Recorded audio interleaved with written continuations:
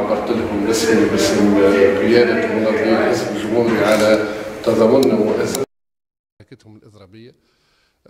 معركة البطون الخاوية مع الأسف مرة أخرى بعد ثورة شباب تونس يلتجئ لها لمطالب عادلة، المطالب تتعلق بتمسكهم بحقهم في التعليم وبحظوظ وظروف التعلم والنجاح الملائم لهم، مطالب اطلعت عليها أعتقد أنه لا يختلف عليها اثنان، وأنا نستغرب تعنت إدارة كلية الآداب مثلا في الرفض بالعمل بمنشور وزاري.